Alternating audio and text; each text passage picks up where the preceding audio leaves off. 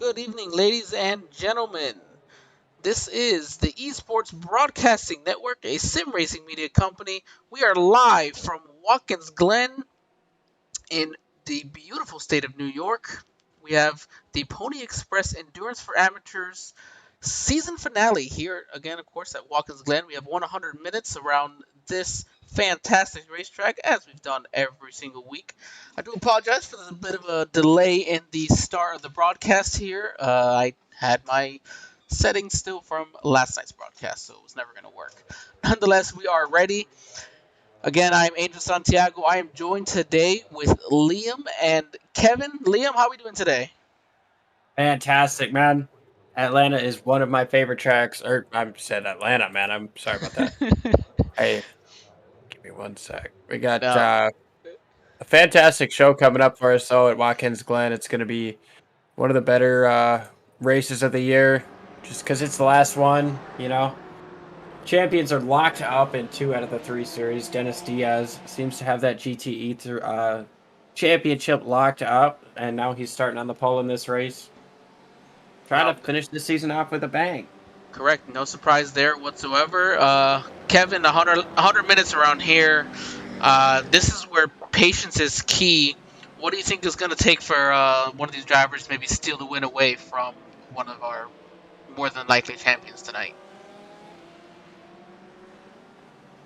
Uh, Excuse me, my mic was muted, but like you said, it's just gonna be patience. You gotta take it easy. You have 100 minutes here. You are in no rush to make a pass, force a pass. Just take your time, take it easy, save your car, and maybe you'll be up in the front at the end. All right, we're getting ready to go green here. As you see, it's a 3.36 mile track at Watkins Glen with the boot. 79 degrees for the temperature, 106 for the track temp. We are getting ready to go green. There is no passing before the bus stop, so you're gonna see these drivers just kind of take it smooth through here. Everybody's just kind of fan out, Yeah, give we each got- other as much room as possible. Yeah, we got some guys kind of fanning out there, looking towards the inside, trying not to gain position, but trying not to hit. And that's a weird spot where, you've got an advantage as the leader here as we take a look at Dennis Diaz going up through the S's. You've got an advantage as a leader because you get to pick when you get to go, right? So you get to pick the most advantageous spot to go, and I think that spot is right before turn 1. You saw Dennis Diaz get on it, and you obviously got to take advantage through the S's as they go through the bus stop. And now, as these guys complete the bus stop, go into the carousel, you are allowed to pass. Racing is on. We've got 100 minutes, 99 and a half at this point. And, well, it's the last race of the season, boys. Everything is up for grabs as we see a nice battle throughout the mid-pack right now. Yeah, it's gonna be. Watkins Glen is a tough racetrack. It's a lot of fun, but it is tough. And this is probably a racetrack that, of course, we're maybe a little bit more familiar with. The 3 of us are all oval drivers, so road courses aren't exactly our thing. But Watkins Glen is certainly a little more familiar, probably. At least it is for me, and Kevin, I'm sure for you as well, just because of our NASCAR. Those are the cars that we usually race. But and of course, it usually ends up being at Watkins Glen. But nonetheless, we've had some exciting racing this entire season, and we've had an absolute blast here in the Esports Broadcasting Network to be able to air just about all of them. I apologize, we had a bit of a issue last week. We couldn't broadcast these fantastic races to you guys, but in that time frame, nonetheless, we saw Dennis Diaz lock up his championship in the GTEs. This is his 3rd consecutive championship, and he is retiring at the end of this race. So Dennis will be looking to come home with a victory in his final race here. Then you jump down. Carl Handwerk has 3 A's locked up, currently running in the 3rd position. We've seen him kind of walk away from a lot of these drivers in the 3A class after something crazy happened. So we'll be looking for him to move up through the field as this race goes on. And then you have in the 3B class, William Alcala is currently your leader with Mark Dillon in second. Your championship battle is Roger Shank and Gareth Mcallister in the 3B class. Yeah, they're actually right up next to each other on track. Just a couple tenths separate these two as you watch them go down the back straightaway into the bus stop here. It's not quite close enough to make a pass as Mcallister, but you know, it's looking like Roger Shank's going to have this for the most part locked up. I mean, Gareth might need some help here, but this is it's a 100-minute race. We got probably 96, 98 minutes left at this point. We're just a couple of laps in. Still on our second lap, actually. You know, it's early. A lot of things can happen, but that is currently our only championship battle, per se, on the racetrack. As you see, Roger Shank getting super close to the back end of Dave Ferrara, getting through the toe of the boot. Jumping back up to the front cars, though, we've got... Looks like we're having a bit of an issue on our side. It's showing Mark Herzog in the 3B class. He is, in fact, part of the GTE class, so we'll get that fixed up in just a moment for everybody here. Oh, so we've got a problem coming out of the boot. Somebody has had an off coming out of the boot, and that looks to be... I'm gonna fall back to it. It was the Castrol car. There, now we've got this all fixed up for everybody. We're gonna go ahead and pull this up now so we can't see what all happened. I mean, tons of things can happen here. Looks like Lynn Kopp had an issue. Let's see, this is coming out of the boot. Oh, he just loses it hard into the wall. Hard contact. Yeah, these guys, guys, it's a hefty hit. Yeah, hefty hit right there. These guys do get one fast repair, but one fast repair overall in a 100-minute race that we're 5 minutes into here. You hate to take it that early. But sometimes you just have to, and sometimes races just force your hand, take your fast repair. Who knows? The race is still early. We still have 90 or so minutes left. Maybe he can still catch a win at the end. Yeah, it would certainly be a comeback story to finish off this season, and I can't say I'd hate it if that was the case, but still tough to see at the very beginning of this race as we jump back to Dennis Diaz running up through the S's there. He's run pretty consistent all year. There's not much more you can say. He's been quick throughout practice as you see a battle going on behind these guys, going for third place, second place, and 4 cars under a blanket here, jumping into the bus stop. Let's see how this turns out. Everybody makes it through okay for right now, but man, that almost looked like an oval type battle we're all familiar with. As a little bit more spread out as they go through the carousel and set up for the bus stop. But a huge moment for all of these guys here with Terry Cowger, David Lehman, Mackenzie Johnson over there, and Brad McComb still holding on to that second place in the GTE class. That has been the quickest class all year and has been the overall winner. So these guys out here racing for one final overall win, but that doesn't take away from anything that's going on in the GT3A class. So Mackenzie Johnson, he's going to keep it up. Look at this. Look Oh, at the my driving by Mackenzie Johnson. Look at that. That was insane. Mackenzie Johnson had a big off there, just coming into the heel of the boot. You see him dealing with some traffic right now, bouncing off the curb. Going to go ahead and take a look at what had happened to him there. I saw that just as you were talking, at the corner of the screen, I saw some smoke coming out of his car. And I saw he just locked it up. And look at this. Just look as he comes through here. Let's try to get a better view maybe here. Trying to find something that's going to be a good view. You pull up that chopper cam and you will see the car control from probably one of the better angles you can. And see, so the wheels are still moving. He's still in the throttle, and oh my goodness, almost a kiss. All over that gas pedal, trying to stay off the wall. Fantastic piece of driving there from Mackenzie Johnson, and wow, the racist to see another lap. Absolutely. He does fall to the 12th position in the process, but my goodness, I will say we've had some pretty good saves since I've been doing this, but my goodness, that may be one of the best here. So nice job from Mackenzie Johnson. Plenty of time still back in the 12th position. Ought to see them move forward as the rest of the evening goes on. Yeah, Everybody and else as we behind was able to capitalize, however, and gain a couple spots. He might be and as 12th right now, but that save was definitely number one in my books. Yes, and he's speaking ready of to move to number 11th. one, speaking of number one, we got it was a pretty close battle there for that GT3A class. Mark Thomas holding on to that lead. Yeah, these two drivers have been going at it almost all year as well as they're going through what I believe is the boot right now.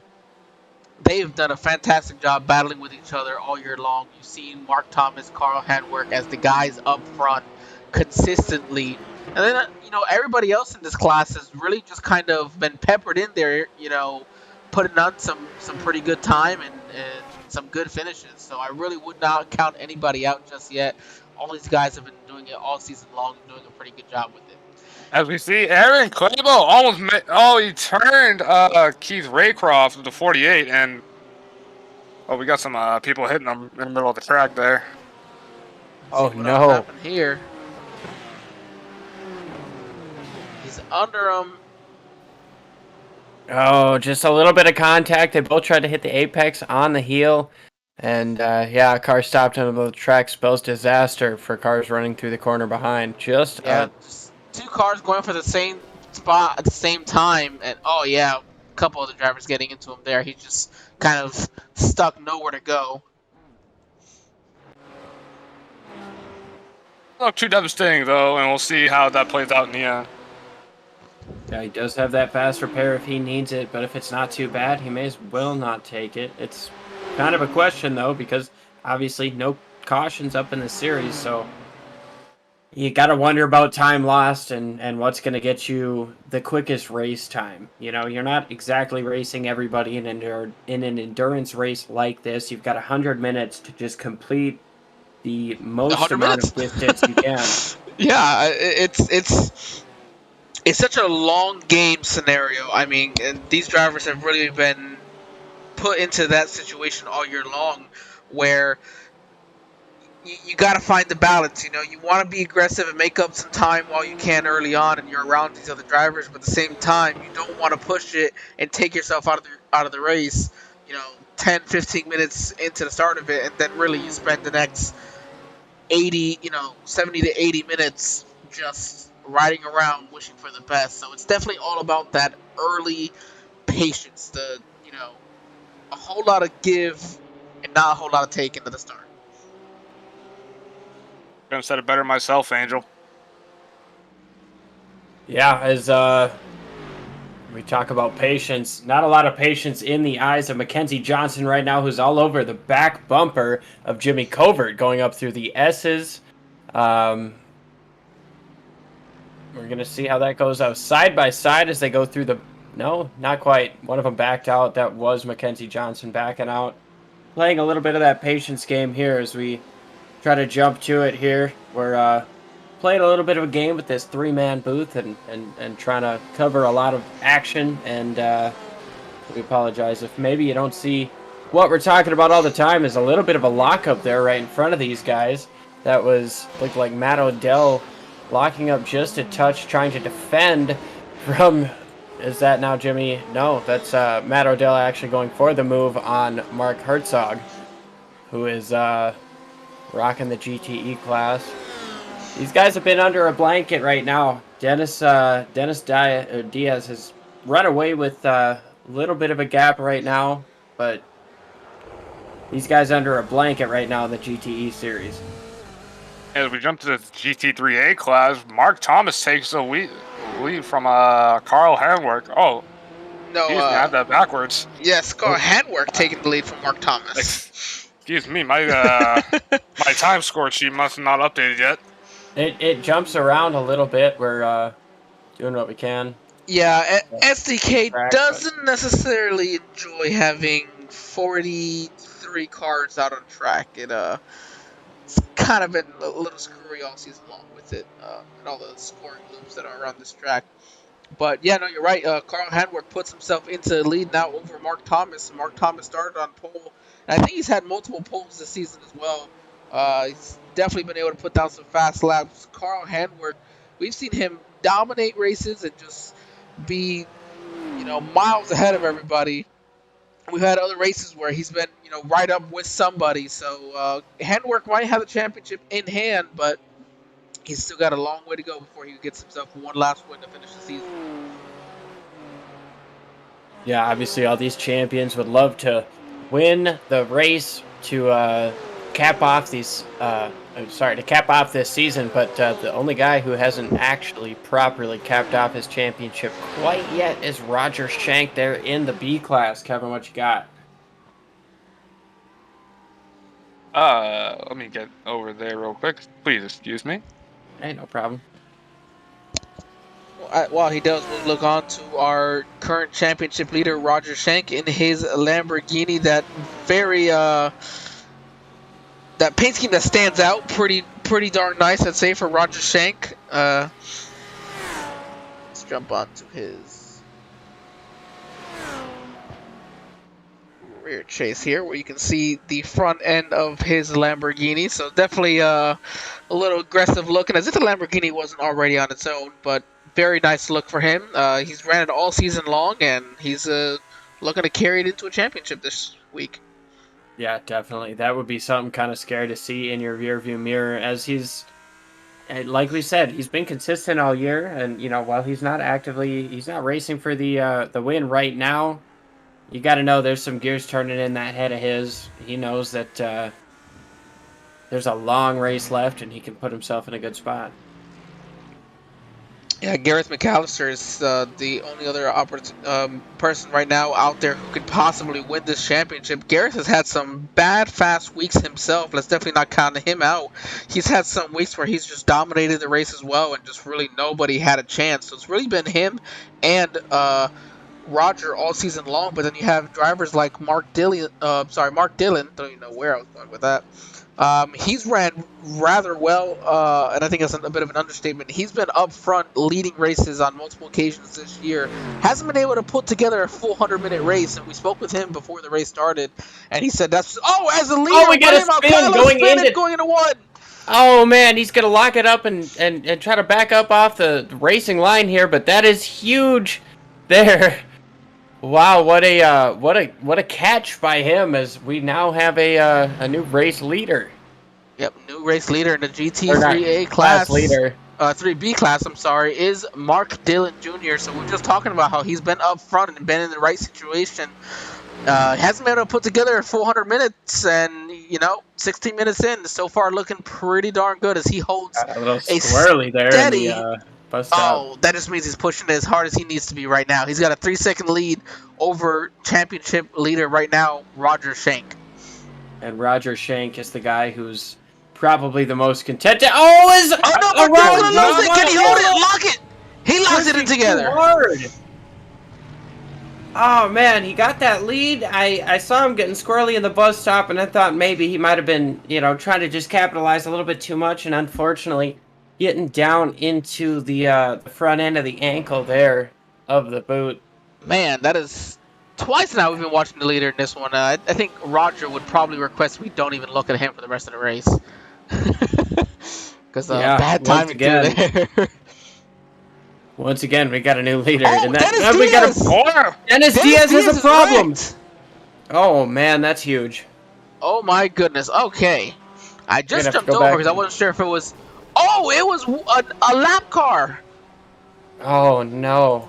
That was Lynn Kopp trying to come back out onto the racetrack here. He had the same issue where Mark Dillon did. Yeah, Lynn just Kopp, the racetrack, trying to hold it, locks it down, but there was just nowhere else to go right there. And Dennis Diaz, wow. He immediately got the smoke, I think. I think he's got a meatball. I don't know, man. That's a tough deal for him. He was doing everything right. He had himself a massive gap. He had a 4-second lead over Terry Calger, and unfortunately he gets. Yeah, you see that. Luckily, no real contact with the wall, just a scratch up against the wall. But Wow, that's just been insane, and I can tell you he definitely feels pretty happy about having this championship locked down. Terry Cowder, though, currently your leader. He was actually a points leader for some time before Dennis Diaz just kind of went on a run here at the end of the season, winning multiple races, and giving himself this championship lead. But Terry's been absolutely pretty fast all season long. He's been that number 2 guy to Dennis the weeks that Terry himself isn't that guy winning the race, and we've seen some fantastic battles. 2 weeks ago, I think Terry about had that win in hand, and he had some internet connection issues take him out of a out of a chance to win that race. But Terry now, he's got some pretty tough competition behind him in David Lehman. David is one of those drivers who likes to kind of push strategy, and I think that makes him very dangerous right now, just a second behind the leader. Still early on in this race. Yeah, as you actually see a pass being made on our leader there, Terry Cowger getting passed by a car. It was Zach Purcell, who is currently... Well, I don't know, maybe he just had the speed there, but... I think he's just trying to get out of the way right now. Purcell is... just to allow these lead lap cars. And you're going to see that quite a bit. The respect between classes is just unreal. And you guys are going to see that here throughout the rest of the race, where you're going to see guys that aren't in the same class just move out of the way. They know that it's not that they're not faster, just the cars are not simply faster. It's like you're putting the Cup cars and Xfinity cars and the trucks out there together. No matter how good you are in trucks, those Cup cars are going to be faster than you. Yeah, I mean, the thing about multi-class racing is that there's literally 3 different races going on right now, and, it's a whole different aspect than what a lot of, I'd say, American race fans are used to, whether you're a, NASCAR, IndyCar, or even Formula One guys. Got a side-by-side battle right behind this through the carousel, another lapped car getting out of the way. But yeah, that's just kind of the part of it with the multi-class racing. You're racing a lot of cars around you, but you've also got different races going on around you, and you've got to be courteous of it. And you want to be respectful, but you also want to be predictable. And there's kind of this is a endurance for amateurs. It's a good learning opportunity for everybody to kind of. We definitely say. Endurance for amateurs, but I mean, some of the way these guys drive, they don't look like amateurs at all. They're pretty darn good, in my opinion. No joke about that. I mean, I like turning left. The only time I like to turn right is during my victory lap burnout. Oh no, and these guys will 1000% whoop me on track. Like, I'm just kind of basing off of the league name, or the series name rather, but.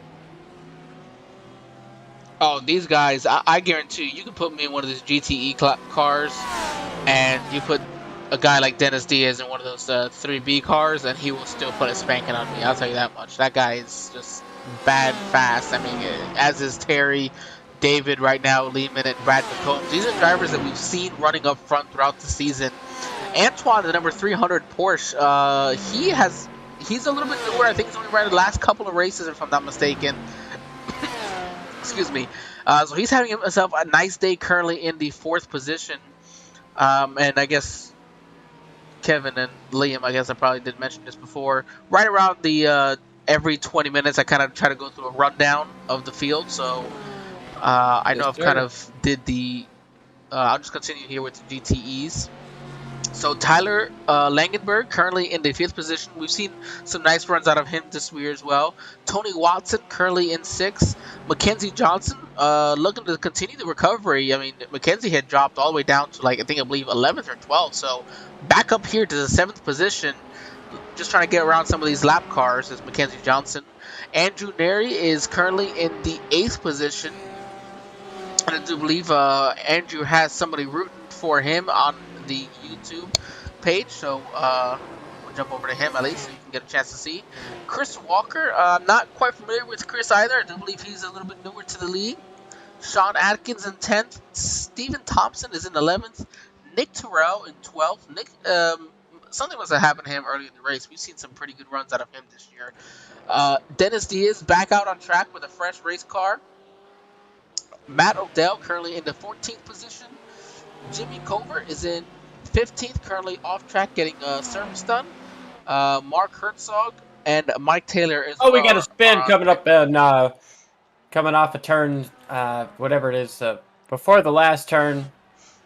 Can't think of what the turn name is, but it was Sean Atkins had gotten around coming up off of what would be, I believe, NASCAR turn 6. Oh, heavy contact. Nice lockup of the brakes, though. Definitely saved himself from getting into that other car that went right around him. Yeah, that was a hefty piece of contact there to the front end. Got into the grass, got a little bit sideways, and yeah, just couldn't quite pull through that. As there goes Dennis Diaz flying past him. Sorry about that, but not a problem. We'll go ahead and jump over to the 3A class. All right, in the 3A class, we currently got Carl Handwerk leading your 3As. And the number 118, I believe that is a BMW. Excuse me. Yep, correct, yes. We got Mark Thomas in the number 150 in second, about battling for second, next to Nicholas Paletti. Yeah, Nicholas has been pretty fast all season, too. These guys have had some pretty close battles throughout the season and put on quite a show as Matt Odell in the faster car, but knowing these guys are battling for a race right now, kind of giving them some room. Kevin, I'll let you go back on to it here. All right, and I believe, identical pain, maybe his teammate Aaron Clayball right behind him being passed by Patrick Ripley in that nice-looking Porsche. Then we got Daniel Hingley. Another nice Porsche. A lot of nice looking cars out here tonight. Oh, my goodness. The paint schemes are fantastic. I've enjoyed seeing every single one of them. We got a car in the wall going off of, coming up off the toe of the boot there. So you see there he is, just stopped there. Looked to be... This is Jeff Ripley. Excuse me. Oh, a little bit of contact. That looks like there was just a little bit of contact, if I'm not mistaken. Yeah, I think, maybe different classes coming through and a massive speed differential. He tried to check up to not hit him, but unfortunately still got into the back bumper and this is a really bad spot on track to be stuck around in. It's coming off of through the boot there, and it's kind of like, I think that's where there's a bit of an elevation change as well off of that sharp corner. Mark Thomas had the same issue coming between the, you see him there on the front of the screen, coming between the final two corners of the track, got into the grass and spun into the inside wall there. He seems to be driving away, being all right, but looking right now at Rhonda's on a page watching us, not Roger Shank. Roger currently in the lead in your 3B class, and I will let you take this one away, Liam. Yeah, I mean, Roger Shank, he inherited the lead after, I believe it was Mark Dillon had, I don't know, he spun out, basically. Yep. Getting through the heel of the boot. He overcooked it just a little bit, got sideways, kept it off of everything, but ended up losing the lead there. And Roger Shank is just trying to pull through, get a nice, clean victory here. And matter of fact, Roger's put down his fastest lap of the day right there for Roger, so he's definitely a man on the move. Yeah, personal best right there, 149.47.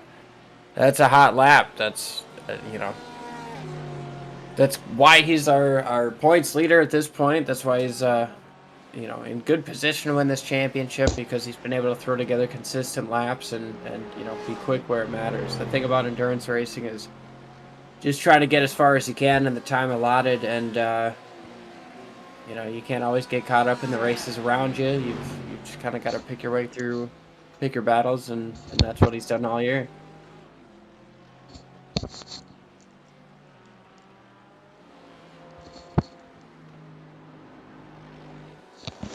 Right, ladies and gentlemen, we are currently 28 minutes already, so almost half an hour into this 100-minute race. When you got three guys here, two of the guys to talk to, it certainly makes this time go by a whole lot faster.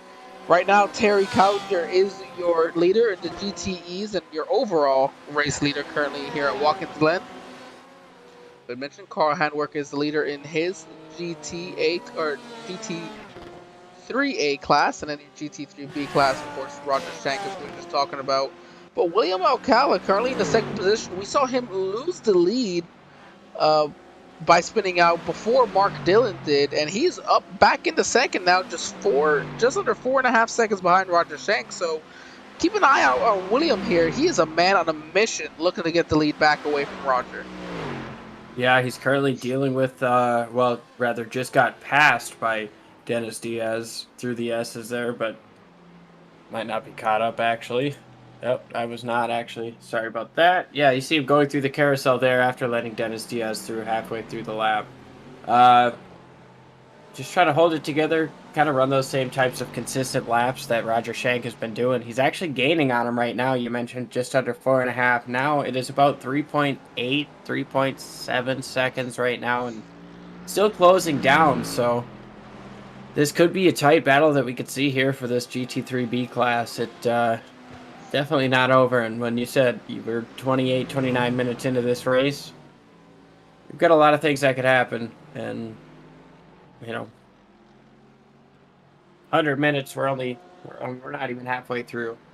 No, we are at that 30-minute mark, and as per the usual, as I have been doing each of the last few weeks, at the 30-minute marks, we will give the ladies and gentlemen at home watching a nice, fun turn-it-up session. So as a reminder, if you are listening on headphones, it will get loud, so just be ready for it. And we will be back from the booth in just a few minutes.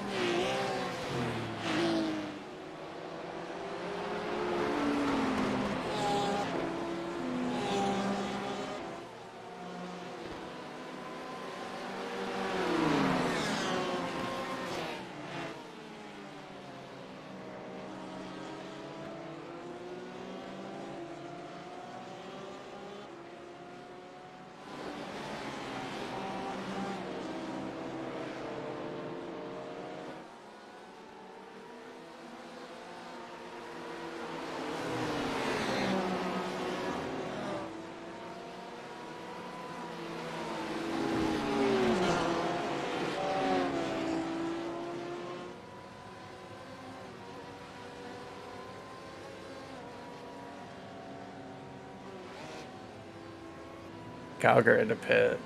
Brad Mc. All right, ladies and gentlemen, we are back from our Turn It Up session. Always one of my favorites. You really get to listen to the beautiful sounds that these cars make. So we're seeing some of our first rounds of pit stops right now. You see Brad McCombs, Terry Cowger, and Andrew Neri currently on pit lane. Shouldn't be any surprise. Usually these drivers divide this race up into threes. So they come down now, come down one more time, and they are good to go to make it to the end. We should see something similar in the GT3A class, and then the 3Bs, they are running on full fuel capacity. So they'll only need to pit, I believe, once during this race. Tell me, Liam, what have you seen so far in this race, and what do you expect over the kind of the second half here? Well, I mean, Terry Calger's held on to that lead position quite well. I mean, he took advantage of a problem that ended up happening to Dennis Diaz. And lucky for him, he was more than halfway through the lap. Didn't have to limp it too far before getting back to the pit lane. Dennis Diaz currently rocking the 5th position in class right now. He did pit a little bit earlier, obviously after that crash. So I'd imagine he took fuel and tires and maybe is going to try a different strategy call. But I don't know. You see Here's into David the Lehman. pits now. I told you this guy. He likes to kind of play some pit strategy a little bit, do something a little bit different, and you have to. You can't just do exactly what the leaders do. As Antoine and Mackenzie Johnson will follow him on the pit lane. See, Dennis Diaz will cycle back out to the lead just because he had a pit earlier. And, he's got about a second lead over Terry. Terry's got much fresher tires than Dennis does. Actually, into the pits now is Dennis Diaz. Yep, as he makes So his maybe didn't get tires, just got a fast repair, and I guess I should have maybe known that given the fact that he was only 30 or so seconds, 37 seconds last I looked off the lead. No way you could have gotten 4 tires and fuel done. I believe you can't fuel the car and 2 tires at the same time. I might be wrong. I don't know if that's the proper iRacing rule, but obviously a full-length pit stop takes a bit longer than that. But yeah, absolutely. These full-length pit stops are anywhere from 20 to 30 seconds, depending if you've got any damage already from smacking the right wall now, 20 times. So right now, Stephen Thompson looks to be our leader in the GTE class. He's holding the lead over Terry Calger, who has led a good portion of this race and is currently gaining on the 24 there, Stephen Thompson. Yeah, Terry, of course, has come down pit lane. Came down just about a lap and a half, 2 laps ago. Stephen Thompson still needs to make his first pit stop of the day, but out here getting some fresh air and clean air on the front end of that BMW, looking to try to just lead a couple laps and come down pit road and use some strategy for later. Yeah, and this is where you can see the advantage of maybe one car versus the other, as the gap doesn't quite shrink as much as you would think in some of these parts of the track. It's still sitting right at that 1.8, 1.7 mark, but actually coming right up off the corner there, you saw just a little bit of a squirrely mistake from Stephen Thompson, obviously on 20 lap older tires than Terry Calger is. It's I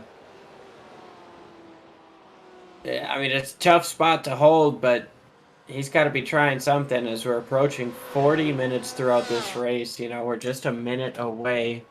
And, I kind of want to see what's going to happen in terms of this pit strategy. How long is Steven going to try to stretch it? Obviously, if you've got to pit one less time, that's going to be major for, the time on track, the time you can gain distance. But, yeah, I don't know if he's gonna be able to make it on just one stop. It's gonna be very, very difficult. He'd have to push it another 10 minutes, which would be probably another 6 laps. That's a long time. No, even then. Yeah. So looks like we had an issue with Mark Thomas coming off pit lane. I don't know. Maybe he just got in the throttle a little too quickly here. We're going to take a look, see here, and we know he had made some contact with the wall. Oh Oh, yeah, just yes. tough contact with the inside wall, and let's hope that that is not black Ah, smoke there coming from that car. But we know he got into the wall a little bit earlier. I don't know that he took his fast repair, but I would imagine he probably did.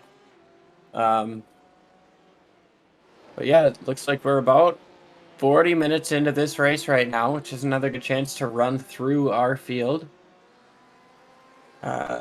Stephen Thompson here he's leading the race right now, still yet to make that pit stop, but he's holding on so far. Actually, as we see, he's going to pull into the pit lane right now, make his first pit stop of the race. So it's going to be tough for him to go 50 minutes, or 60 minutes rather, I should say, on, yeah, I mean, it's going to be a two-stopper for him as well. So Terry Calgar Jr. is going to wind up taking the lead here, as he has led a lot of this race so far. Brad McCombs currently sitting in second place, about 6.5 seconds off the lead here. Mackenzie Johnson going to go ahead and inherit third third place. We place. saw Nice him have a recovery. little bit of an issue beforehand. See him flashing the lights there towards the lapped car in front of him. And behind him, running fourth place, is Antoine Decache.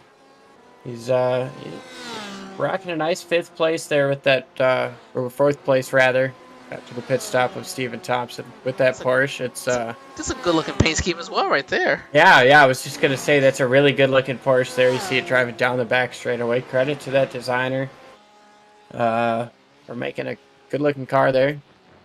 David Lehman, not too far behind him, about 3 seconds or so behind Antoine, and he's trying to work back. He led a couple laps there at the beginning of the pit cycle and trying to work back maybe some time lost in the undercut that the other drivers made. Looking back, you can't see Andrew Neary, but now you can. Rocking his way through the heel of the boot. He's had himself a pretty consistent day. We haven't brought his name up too much. I know we have, but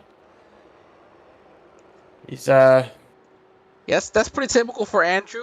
He's just quiet, just paces his way through the race, and you see him running in the top five usually at the end of each of these races. So no surprise here, just quiet, calm, and collected for Andrew Neri.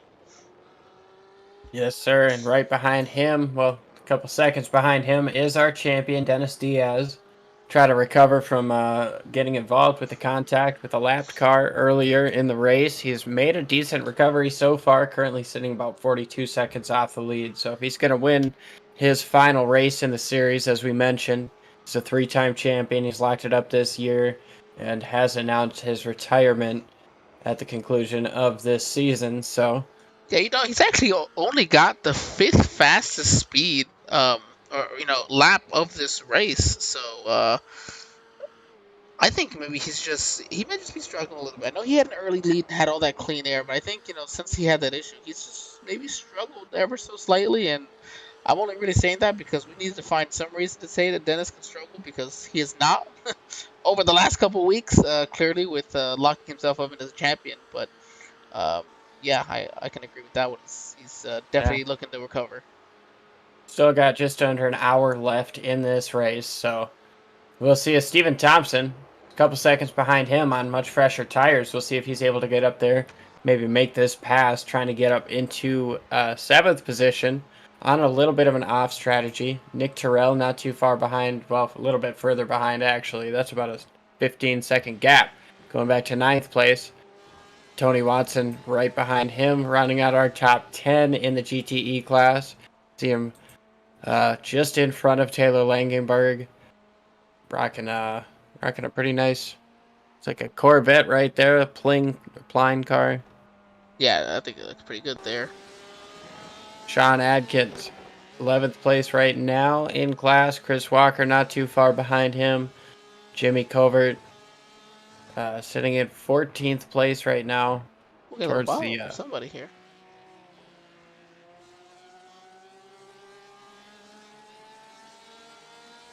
Competed in the '96 Cleveland Grand Prix in an electric car. Oh, that's interesting. That is very interesting. It is. Was it perhaps what's it called, the EV1, the GM car? Or You no? would know because you are our resident GM fan here. I And am. I Liam, I also. don't know. No, I don't know either. That's Well, I was gonna say, I mean, I don't know your car preference. I drive a Subaru, but it's been giving me problems, so I guess it's up in the air. I have no allegiance. Well, No, no, don't start, Kevin. all right. We are rather opposing. He's a Chevy guy, and I'm a Ford guy. So We are opposing. yes. And What as if it turns out, What if I just jumped in and said Yoder? You know, because I know you're both NASCAR guys. I What if I mean, just jumped in and said Toyota just to maybe grind your gears a little bit? You See, might Carl laugh a little bit Handwerk because defending this position here, this on track, but um, he's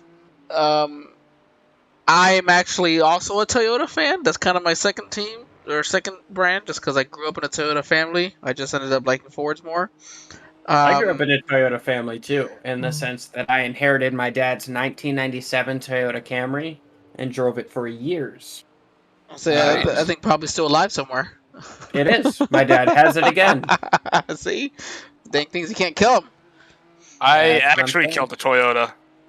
How on? Oh, leave it to Kevin. What? Give What'd me. you hit? Did you give it? I did. I think I spun a rod bearing. Oh, that It is was a tough. it was a '01 Solara. Well, that's your problem with Solara. It's like a coupe Camry. Yeah. I have a 2001 Ford Mustang that's got over 260,000 miles on it, and it's still running. I'm not gonna say anything. Because you have no choice but to admit that's pretty good. It is. I have no choice but to admit that's probably the first Ford to make it to 250,000 miles. But Nah, man. Expeditions no, I kid. are I one of know the top the. cars, or top. You know how all those SUVs are. They'll last you freaking forever. Yeah, I and had their a trucks are really good too. But I had a '95 1500 Chevy with 310,000 miles on it. I used to drive an F-150. It was an '07 F-150, V6, 8-foot long bed. Um, that thing had 430,000 miles until the AC finally went out and they said they weren't going to fix it anymore at my old job. I was hoping you had a Triton, just so I they can make said fun this of you. has been in here enough. We don't want to see it anymore, and that was that. Yeah, that's basically how it was. We thought for sure they were just going to give us fix the AC and put us back into it. But no, surprisingly, we got an actual new truck. Wouldn't have happened with the Toyota. Speaking of Toyota, I am actually competing for a championship in a Toyota. So There you go. So everything comes full circle. The Chevy guy and the Ford guy both secretly love Toyotas, and we have ourselves a race on our hands as Terry Cowger Jr. continues to lead this thing over Brad McCombs. Going to try to search throughout to see if there's a bit of a battle here. It looks like Nicholas Paletti is trying to catch up to Roger Shank, but Roger Shank's still out there on his first set of tires here. So this should be a quick and easy pass here for Nicholas Coletti. Yeah, and Paletti, the faster cars as well. Certainly. Right now, no, our closest battle on track, I'd have to say, would be between Nick Terrell here in the 9th position of the GTEs. Tony Watson there it is. looking to make a pass here. Yeah, with some traffic involved as well. Going down into the bus stop, potentially a bump there. Look at Tyler buddy. Langenberg. That was just aggressive, and it worked. Wow. remember, patience, throw it out the window. Yeah, we're getting about that halfway mark. We're approaching 20 seconds actually from halfway. So we've run 50 minutes, and 50 minutes from now the white flag is gonna fly. And yeah, boys. It's not over, but this is we're not at the beginning stages anymore. The mentality's going to start changing here. People are going to start pushing. They know this middle sector, especially with the fact that there's no cautions, it's it's all about the time gained and trying to gain everything here. Yeah, absolutely. Right here, we're going to be on board with Marcus Osborne, currently in the 8th position in the 3A class. He had all these GTE class drivers around him. And you see that blue car in his rear view camera there.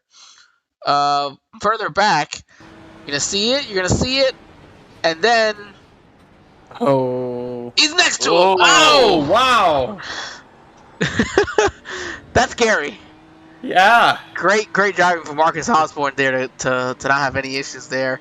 We're going to do actually one of my favorite things to do throughout the year, or, that I do just about every race, is we're going to jump on board with our leader, Terry Cowger, once he comes across the start-finish line. And we're going to give the fans an opportunity to sit on board here with our current race leader and see what it takes to put down the blazing fast laps that Terry does here at Watkins Glen. I'll give Liam, I'll let you kind of talk over with us the first part of the track past or into the bus stop, and then I'll let Kevin have the rest of the lap there. Yeah, turn 1, obviously it's a nice clean right hand 90-degree corner. Now you go up into the hill through the S's. It's a pretty nice sweeping deal. You might have to let off the gas here just a touch as you come over the crest, but now as soon as you get clear, you're all gas. You're coming up off the final corner. It's got a nice wide radius, and you are straight up. All gas coming into the bus stop here. Hard on the brakes as you get to your braking point.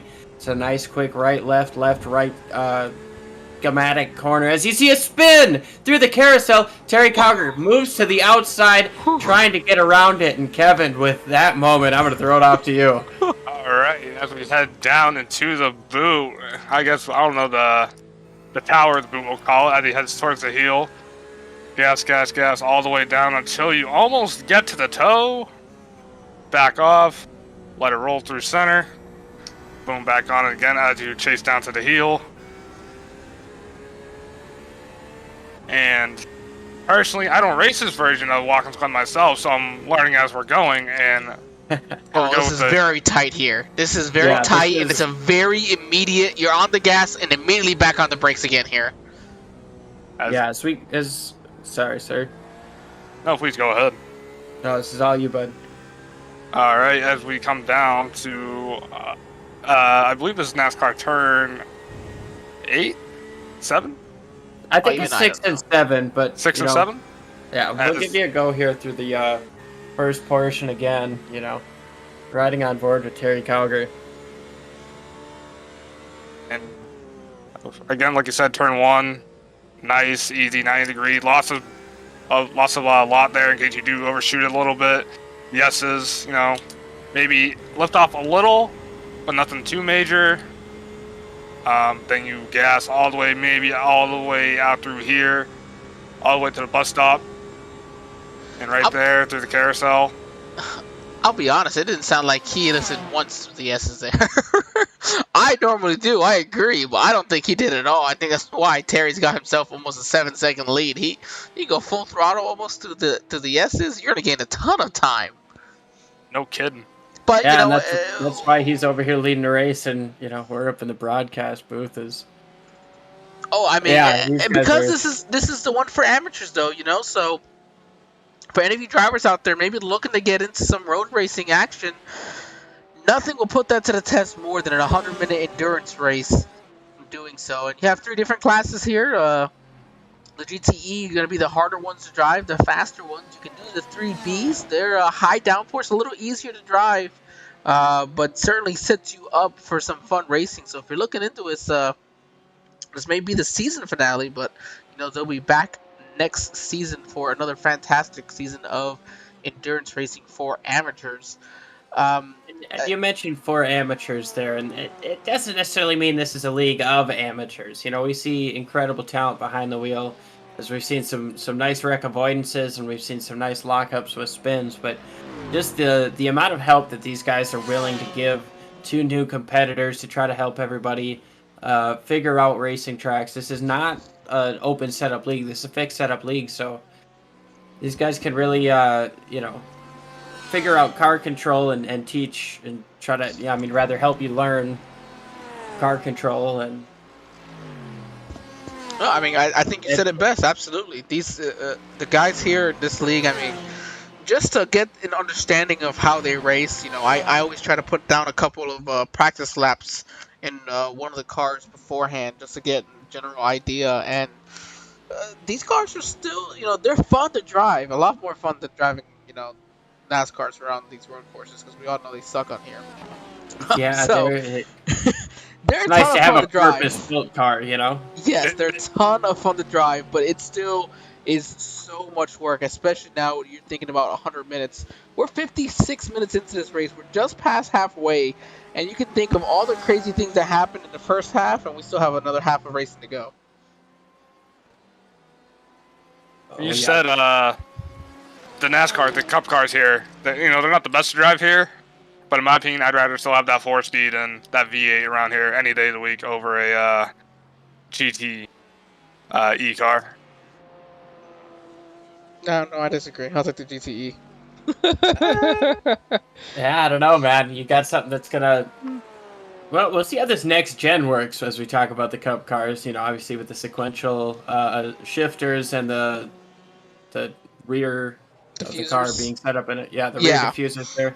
And the rear of the car being independent suspension, that's going to be a whole lot different. Might make road racing a little bit more fun or a little bit more open arms, I guess, for guys like us. Marcus Osborne might have had an off there.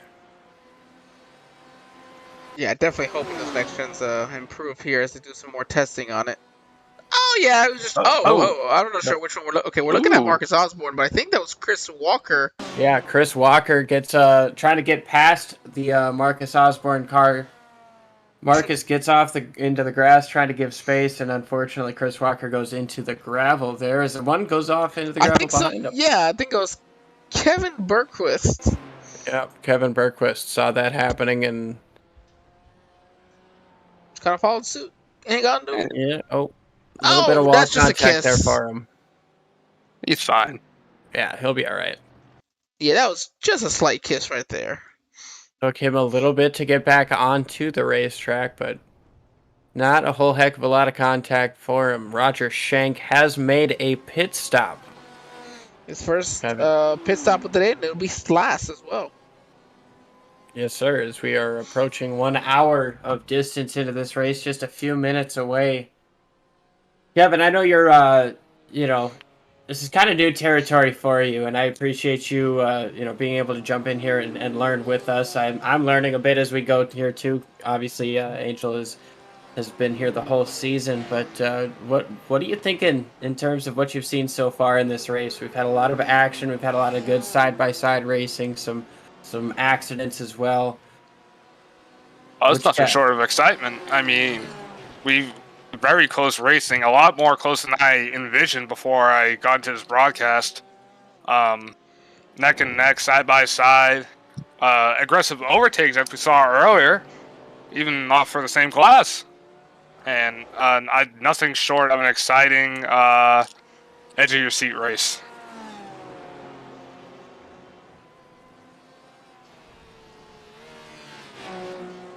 Yeah, it's been a lot of fun to watch. You just saw that pass right there on screen. There is different classes coming together. Yep, it was Carl Handwork making his way through. Carl Handwork, obviously our champion in the 3A class. You see Dennis Diaz getting past him. Dennis all the way up to the 6th position. So, and he's about the same, though, still behind Terry. Still about a 42, 43 second gap. So he is gaining spots. He just hasn't been able to find a way to gain on Terry. Terry, I think, has just been a little bit more consistent speed-wise overall. Yeah, I mean, it certainly seemed that way. Last we looked at it, Dennis was about 42.5 seconds back. He's had to deal with a lot more competitive traffic, we'll say, than Terry has. But at the same time, we are getting down into the nitty-gritty of it with under 40 minutes to go, or just about 40 minutes to go. We're approaching an hour here into this race. It's yeah, I don't know if we can't count Dennis Diaz out because he's been the best all season. As we see a potentially a little bit of an off there. We've got one car upside down in the heel of the boot. Gets up into the tires there and rolls over. He's trying to back up and get out of the way. But yeah, just a quick rollover there. A nice, easy rollover if you could ever have one. Yeah, As, it's still rolling. That's Zachary Numberger, the number 32 Mercedes-Benz, is trying to find a good spot to get out of the way and turn back around. You see, he's going to stay all the way out of the racing line for these drivers as they come off of that turn down the stretch of the boot there. Yeah, interesting. Definitely hit the wall at a perfect angle to kind of flip over. We'll see what happened here to Sean Atkins. This is in the boot as well, I think. Yes. Yep, just touched the grass. Oh, man, that's a really tough spot there because there's no rumble strip. There's no safety net between you and the grass. You just got grass jumping out at you, and especially if other people have flirted with it, there's just going to be a bit more grass and dirt on the track, too, so that'll take away traction. That's a tough spot to get got. And we know that, iRacing grass is basically like, driving on ice. Yeah, no, it is tough to control it because it'll get you before you realize it's gotten you, and at that point, yeah, at that point we're all Dale Jr. at Texas a couple years ago. You're just a passenger. Oh yeah. Well, looks like we are 60 minutes into this race at, I believe, is another 20-minute interval, right? Indeed, it is. Yeah, so we'll go ahead and jump back over to our current. Excuse me, I'm sorry. Our current leader, GTE over and the overall race itself, and Terry Cowger. Yeah, Terry Cowger there. He's been leading this race for quite some time at this point. Obviously, inherited the lead after a problem with Dennis Diaz there and hasn't looked back. Brad McCombs sitting about 6 seconds behind him. It's a little bit closer than we've seen him before, but that gap has jumped around between 4 and 8 seconds. So sitting around 6, it's questionable as to what's going to happen there as we see a car is slowed there coming up off of the bus stop. That looks to be Marcus Osborne having another bit of an off there. Mackenzie Johnson sitting trying to hold off David Lehman. That didn't work, did it? Well, nope, wrong guy. That's a out-of-class car. Mackenzie Johnson making a pass on a lapped car. There's David Lehman. Yeah, it was Roger Shank. He was getting past there. Perfect. Yeah, that Lambo, it looked like it might have been a GTE, but yeah, we jump back to Dennis Diaz now, our champion there. He's going to work on some lap traffic, trying to gain time as much as he can on the leaders here. He's actually gained just about a second from the last time we talked about him, but he's dealing with traffic. Look back at Andrew Neary in 6th place, and we talked about how he's been relatively quiet, sitting just outside the top 5 in his class overall. Stephen Thompson, not too far behind him. He had himself an eventful race so far. I believe he'd spun around earlier and has recovered nicely. Tony Watson not far behind him, trying to gain what he can. And Taylor Langenberg is also going into the toe of the boot right behind Tony there. So nice battle there, shaping up for 8th place. Nick Terrell not too far behind them, just a couple of seconds, about 4 seconds, coming off of the toe of the boot. Antoine Decache is rounding out the top 10 here. Chris Walker, we mentioned he competed in the Cleveland Grand Prix in an electric car. So running 11th in this field. Brad McCombs is... Oh, no, that my thing jumped around there. Chris Walker, looks like Jimmy Covert is in 13th place, and Sean Atkins and Matt Odell are both multiple laps down.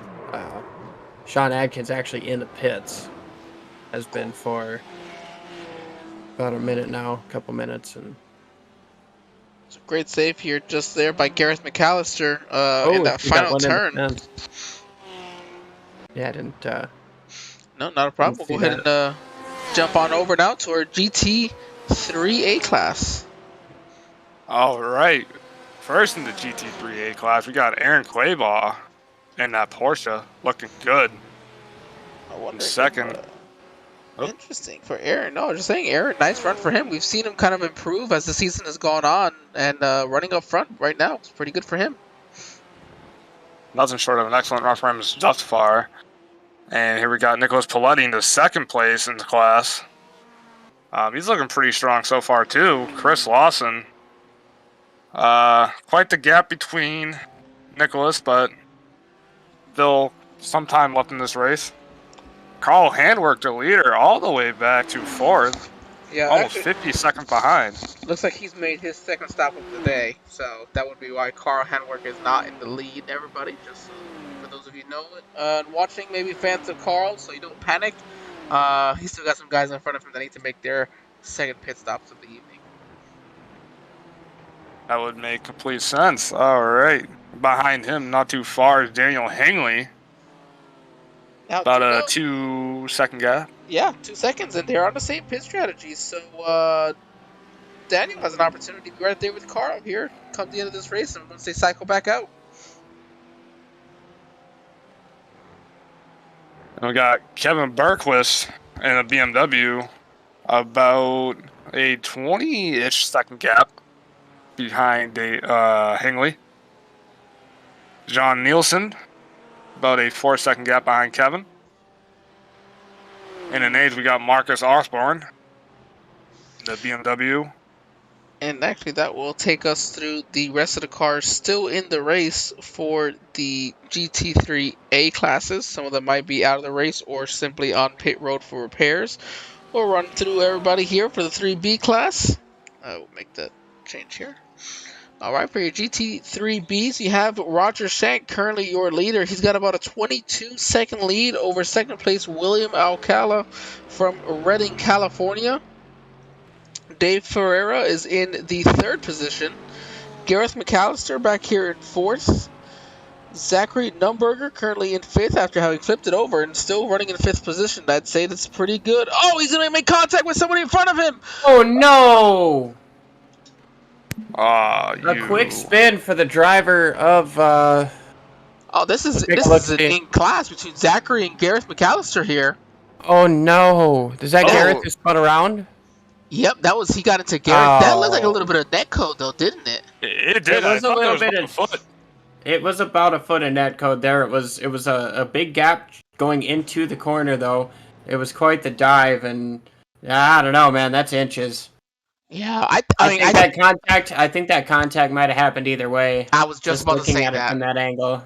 I think it was happening either way, but wow, what terrible timing there for Gareth Mcallister and Zachary Numberger. Gareth is going to go ahead and fall to the sixth position behind our fifth place driver, Zachary Purcell. Jump back here to Gareth. Mark Dillon is on pit lane getting some repairs done, as well as Atticus Middleton in the 107 Mercedes-Benz. That takes you through the field of all of our drivers here. We are now 1 hour and 8 minutes, at 68, almost 69 minutes into this race. Your current leader is Mackenzie Johnson, as you see. Mackenzie still needs to make his second pit stop of the day. Yeah, Terry Calgar jumped into the pit lane. He's made his second pit stop. Brad McCombs has also made a second pit stop. He tried the undercut by a lap. Terry Calgar stays out one more lap, retains about 6 seconds on him, so maybe half a second gained roughly for Brad McCombs, but doesn't look to be massive gains like he wanted it to be, as this could be the final pit stop here for these GTE cars. Terry Calgar currently sits about 5 seconds in front of Dennis Diaz, who also has to make a pit stop to finish this race out. Terry Calgar currently sitting in a good spot as Mackenzie Johnson does lead this race over David Lehman. Jump back down here to your 3A class. Aaron Claybaugh, Nicholas Paletti, and Chris Lawson. All three of them still needing to make their second pit stops of the day. Kevin, I think I just take that away from you. So if you got anything else for the 3As, go ahead. Nothing much interesting going on right now. Pretty much all cars are under a blanket, as far as my eyes can see. then Roger Shank having already made his pit stop for today. That's the only pit stop he needs to make. Anybody in the GT3B class, again with 100% fuel capacity, they can make it to the end of the race, and they have 5% less power. So that a little more fuel saving kind of helps it in that overall sense. Unlike the drivers in the GTE and the 3A class, where they're set at 65% fuel capacity. So pretty big difference between the two. As Nick Terrell's no, sorry, not Nick Terrell. Mackenzie Johnson is still your leader. Has plenty of time still before Mackenzie really has to make a pit stop. Just out here enjoying the lead in a pretty good looking paint scheme for Mackenzie as well. Tell you that is a sharp looking Corvette. If you recognize this, this is actually Dennis Diaz's paint scheme, except on the Corvette. Yeah, it does. It does look familiar. I believe I might have gotten the two confused a little bit earlier in the race. To be honest, I can see why now. I actually did not realize that Mackenzie did that. Well, that's good stuff. Okay, yeah, as you And mentioned, because, he's currently leading the race. Yep, as he's the leader, and because we have a resident General Motors fan here, we'll go ahead and let's go ahead and jump on board and just look at the nice, good-looking cockpit view here for your leader currently in Mackenzie Johnson as they go through the boot. I can tell you one thing, this does not look like an actual C8 interior. I'd imagine not, Kevin. I'd imagine not. Oh, you never know. These things are purpose-built for racing, to go over these types of hills, and I like this right here. This is a blind corner completely, and it's almost a 180. You're going to come off the crest of the hill, slam on the brakes really hard, and try to hit that apex just right. If you go off, that's trouble. That grass is trouble. You got a little bit of rumble strip to save you, and once again, up another crest. This is one of the toughest corners on the track. It's so easy to lose the back of the car over that crest, over that corner. Now you jump into the NASCAR part that a lot of us are a little bit more familiar with. Kind of nice, easier corner going into a harder corner, both about 90 degrees. But that second part of that sequence just a little bit tighter, as you see that GT3 car getting out of the way of Mackenzie Johnson, going down into turn number 1.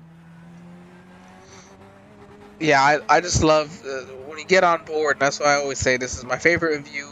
I do it at least a couple times throughout the race just so that the fans get a nice, just so they can see what exactly. This is the same exact view that your drivers are getting right now on the track. There's nothing different. It is the same exact view, and it just makes it's a nice way to grasp exactly what they're doing. I mean, just how methodical you have to be lap in and each and every one of these laps, and just the fact that you're doing it for 100 minutes. It's an endurance, not just of of the overall race. It's an endurance here. It's in your head. It's in your body. I mean, it gets tiring doing this, and you're doing it for 100 straight minutes, and the only break you get is for about 20 seconds when you're on pit lane getting fresh tires. Yeah, and you mentioned just how much is going on while we're riding on board with this onboard shot. And I think Watkins Glen is a pretty perfect example of just what these guys have to go through week in and week out. I mean, second gear right now, going into third, fourth. Nope, staying in, yeah, this is a pretty tight section. You want to stay in third. You don't want to get too far up above that. But you're going to see all the gear changes that are happening. These guys jumping up and down, trying to find the perfect RPM range just for like moments through corners, moments on straightaways. This is a nice third gear corner here. Gonna jump back on the gas here, probably get up fourth, fifth, maybe. I think these cars have 6 gears. They might touch it. Getting into the, yep, there it is. Hard onto the brakes though, down into third gear. He's gonna stay in third gear here. I always thought of that as a second gear corner, but he's leading the race and I'm not, so. Well, it's also different. It's a different type of car, so the gear ratios are definitely a lot different than what we deal with in the NASCARs. I would say that's a second gear in any one of the Cup, Xfinity, or truck rides, but in these, they carry a little bit of a, shorter gear so they can get up into that third gear and really use the RPMs off of it when they need. Exactly. just goes to show, I mean, the versatility of everything you have to have going on per lap here. And then you mention it's 100 minutes. That's over an hour and a half of just constant driving. Well, I mean, you gotta I don't know imagine. about you, but I get a little bit frustrated on the highway driving, whether it's, 15, 20-minute drive or... So yeah, my 20-minute drive home is frustrating. It's like nobody wants to go home. It's like, I'm sorry if all you guys hate wanting to go home, but man, I want to go home. I don't want to be stuck going 20 miles per hour under the speed limit. Now these guys are racing you for something. Now you've got cars that are in front of you that have, like, no reason to relinquish any spot. I want to go ahead and jump out of the onboard view. We're going to go jump on to David Lehman, who's now only 3 seconds behind Mackenzie Johnson. David Lehman just put down the fastest lap of the day. Did. Not just his fastest lap, the fastest lap of the entire race. 1:43.19 as he hits coming the in. road. He does not make his second stop though. He's in right now, and that is honestly the fastest lap of the race by a good margin. 0.3 over Dennis Diaz. Actually, not quite.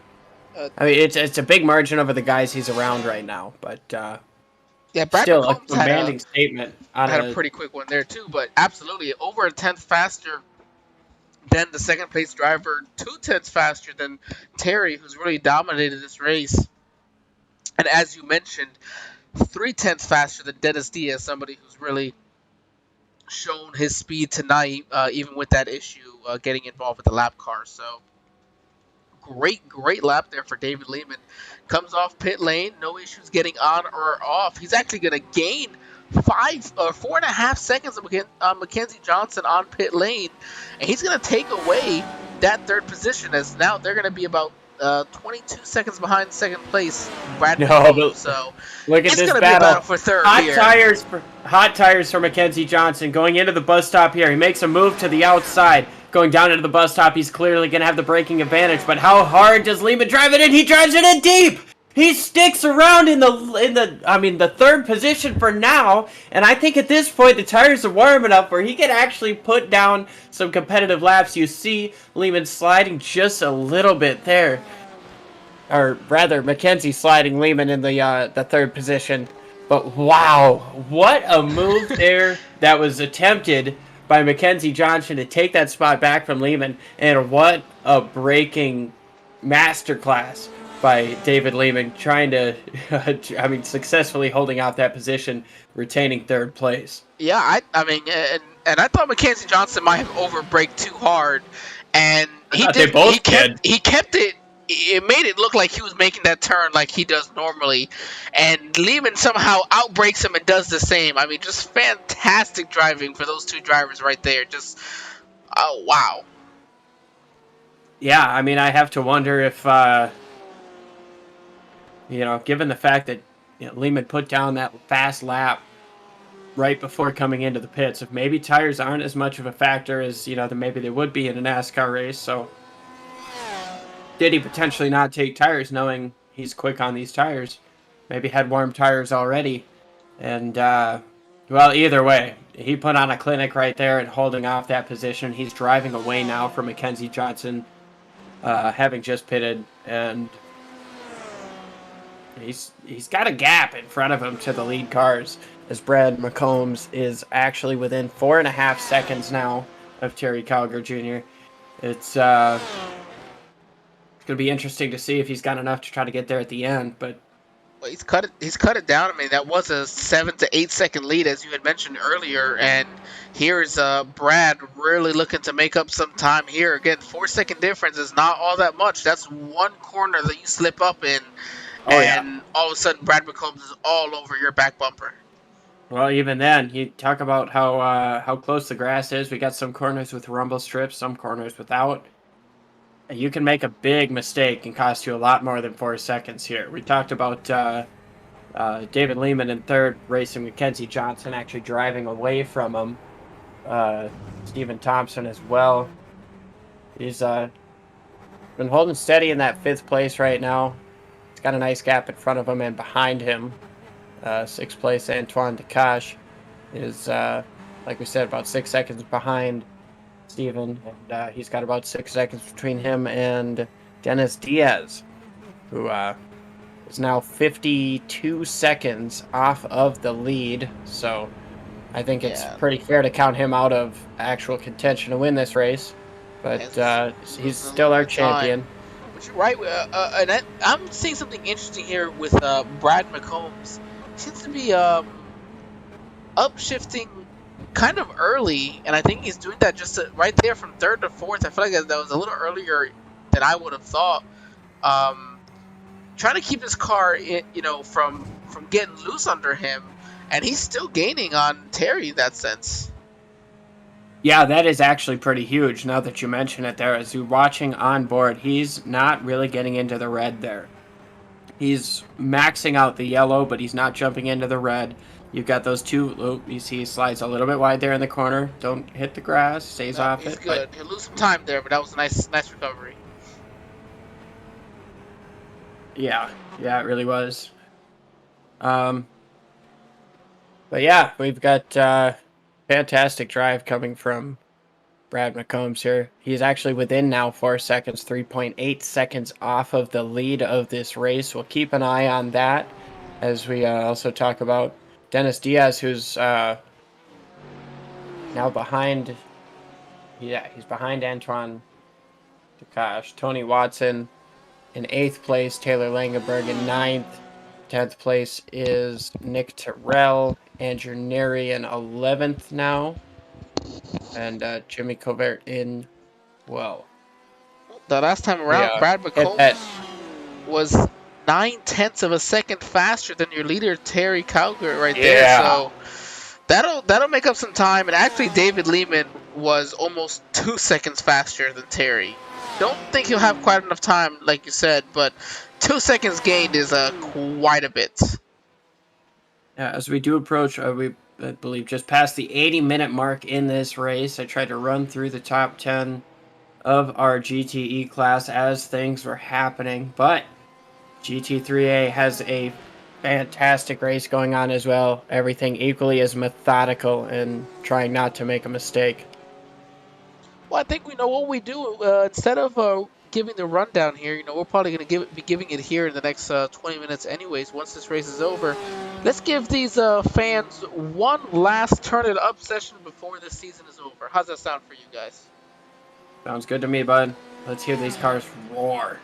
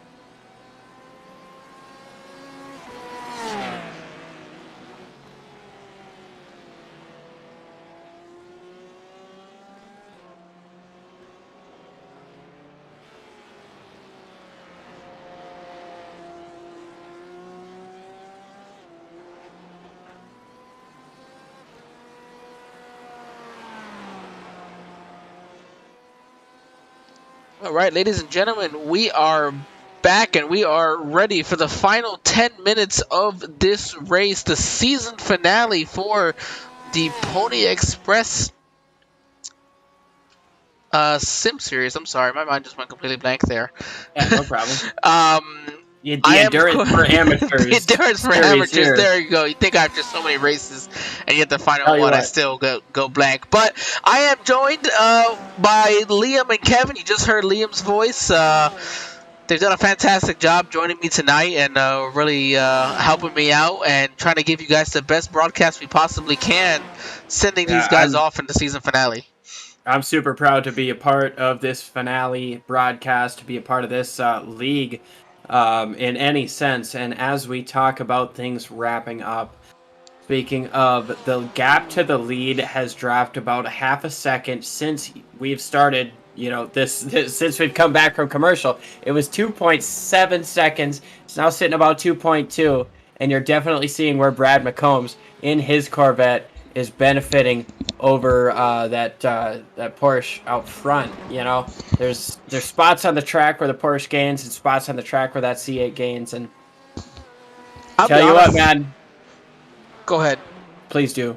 I'll be honest. I don't think we've had a Corvette win a race this season, and I'll be damned if the first one is when our General Motors fan is in the booth with us today. It's just a good luck charm, It is a possibility, but we are coming across the line here, coming through the final corner with about 2.5 seconds separating Brad McCombs and Terry Codger. It's going to be tough for Brad to get up there. He's got to give it everything he's got. But man, it's not over. One mistake out of Terry is going to bring this to a halt, Well, Brad too wide in one corner. 0.3 of a second faster. Just you're right. Just one slip up from Terry, but I don't. We got 8 minutes left in this race. Oh my goodness, David Lehman again, fastest lap. He just matched his fastest lap time down to the 1,000th. Let's take a look. See here. I'm gonna go and check the laps for David Lehman. Oh, while he does that, as we take a look at the. Wow. Yeah. I mean, when we were talking about this earlier, he was 22 to 26 seconds behind the leader. He's cut that down to 16 and 18. He's a man on a mission. I know he wishes he had some more time, and he would be up there probably battling for this win. No kidding about that. And with the road course, it's just so hard to make up time unless your car is turning on a dime. But give him the rest of the race, like another 100 minutes, I definitely see him out. I definitely see him winning this thing. Fastest lap of the race, David Lehman, a 1:43.187. The previous fastest lap was a 1:43.192, so half a hundredth quicker, 5/1000ths of a second quicker. And I know we got NASCAR fans up in this booth. I know we know what 5/1000ths of a second looks like. So, well, after 100 minutes, it's about to come down to 5/1000ths of a second. You think?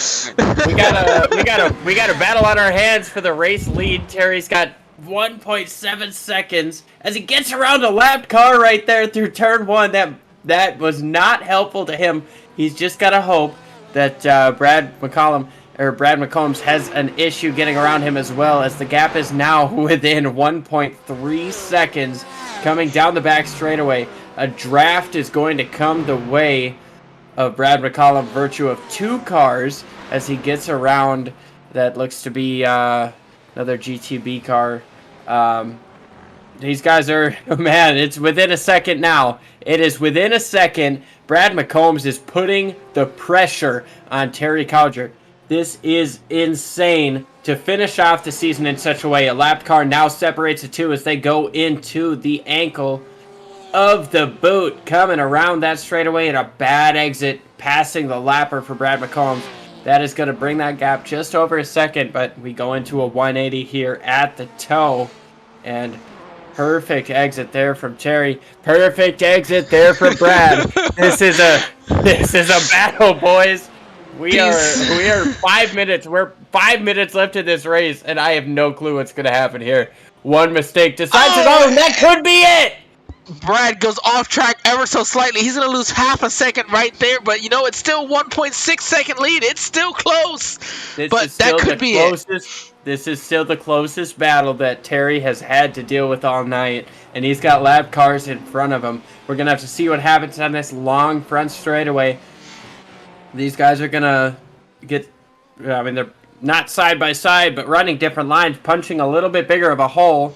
Too far ahead to play a factor in this battle right now, but Brad is pushing.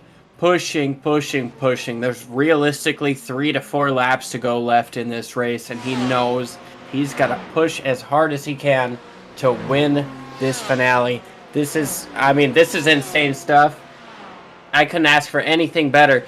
We're going to see it towards the bus stop. Terry's going to get up to the lappers here. Getting down into the bus stop, he passes one. The other one goes through the bus stop. He's going to he doesn't stop. He's still in the way. Stays to the outside. He's going to take his time penalty, and tough stuff for Brad McCombs. He's got to try to get past both of them in the carousel. He does. He's round a second behind.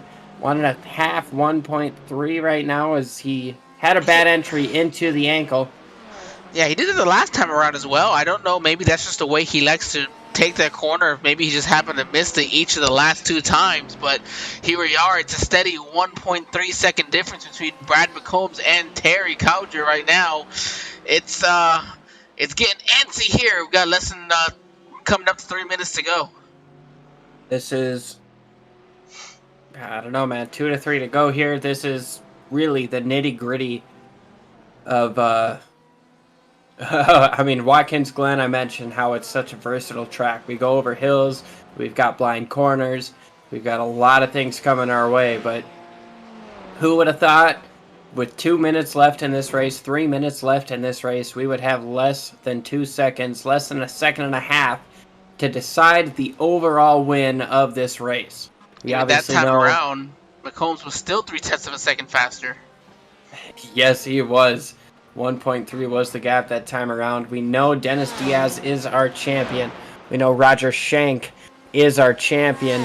And we know that it looks like, I think Carl Handwerk. Yes, Carl Handwerk is our champion. Championships have been decided. We've got just over second and just over, I think, 2 laps to decide this. It's right now down to about a 1.1 second lead. Sideways was the leader, Terry Cowger, coming up off of the carousel there as he goes into the heel, or into the ankle rather. That's going to help Brad close up, but I think he's going to need help from lap traffic if he's going to get down there. He can't push too hard. He can't go too wide. He made a mistake earlier. We saw that happen. He lost half a second. He cannot afford that at this point. I can't express how important every corner is here coming to the end of this race. Well, right now it seems like each lap, Brad gains about 2.5 to 0.3 of a second on Terry, but that's not going to cut it, as looks like Terry's stuck behind a little bit of lap traffic. Yeah, we're going to see him get a bad entry into that corner, but still, he's clear of traffic through that, and now there's a lapped car between him. Less than a second, but there is a lapped car between Terry Cowger and Brad McCombs. The white flag is in the air. This is the final lap of the race. There is about a second, 0.8, 0.9 separating the lead cars of this race. We are not going to leave this battle. We are watching to see if Brad McCombs can potentially pull off what would seem to be an upset throughout the course of this race. Terry Cowger has led a long portion of this race, probably more than half of it, but we are actually coming down. Man, that's a big draft coming through the S's. About a half a second between these two. If there's a last-ditch effort to come from Brad McCombs, this is where it's going to happen. Oh, he drives it deep into the bus stop. He's within a couple car lengths, man, coming through the carousel, coming into the boot. He's got 2 more passing opportunities potentially to try to make this happen, and he is right there. The pressure is on Terry Cowger. He's led so many laps of this race. He goes a little bit wide there, but not enough quite lost. 0.3 separate the two. 2 car lengths into the 180 and less than a car length at the middle point of the corner. Better exit goes to Terry, coming through the final, well, Final I don't couple of even know. turns here. What does Brad have for Terry? Is he going to use the bumper? You know, he's got him there. Brad has had some good races this season, some bad luck overall. A win to finish the season would certainly cap it off well. 2 corners to go. He is within 2 car lengths going into NASCAR 6. Not quite close enough to make anything happen, and I think this is it for Terry Cowger. One more corner to get through cleanly. Brad's going to give him everything he's got. Nothing doing this time. Here comes Terry Cowger across the finish line to win the season finale in the Pony Express Sim Racing Series. Endurance for amateurs, and I tell you what, there ain't an amateur thing that took place within those last 10 minutes. There is absolutely nothing but amazing racing happening right there. I could not have asked for a better finish. Man, that was insane. That was unreal. You see, David Lehman comes across the line in third. Dennis Diaz is looking like he's going to come across the line in fourth. So, fantastic job for Dennis. Aaron Clayball looking for the win over Carl Henwick. Yeah, we still have stuff going on as Roger Shank has, I believe, claimed this championship. He's going through the final corners here. I don't think he's taken the checkers yet. He's driving as if he hasn't. He has not, but while he comes back around, we'll start preparing ourselves. We're going to talk to our race winners first, and then we'll talk to our champions. So only the race winners today. I know usually we do second and third, but today we're going to do race winners only, and then talk to our champions as well. And then at the very end, give an opportunity to our league admin to say a couple of words as the season finale is over. I will say we were kind of blessed in the sense that, you know, our champions ended up not winning the race. I hate to say I root against it, but, you know, we get to talk to more people who ran throughout this season, and I get a chance to learn about it more. And, you know, while it, you know, I would love to see our champions win, you know, at the same time, doesn't always play out that way. And I'm excited to talk to these guys, learn a little bit more, and absolutely. So we're gonna go ahead and bring in Aaron Clayball into the booth here. So give me just a moment, everybody. I will find him and drag him out from where he is.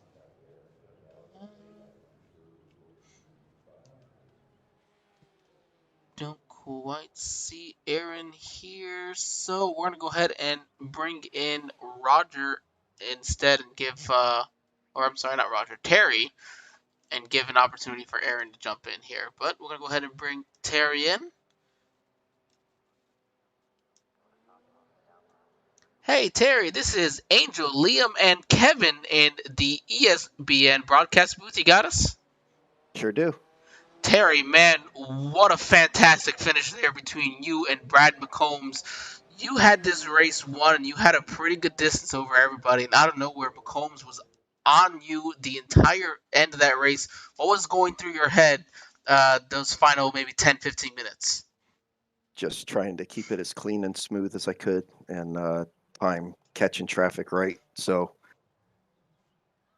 to make it a little easier, but you know, time in traffic and getting around them is, you know, a little on the difficult side sometimes.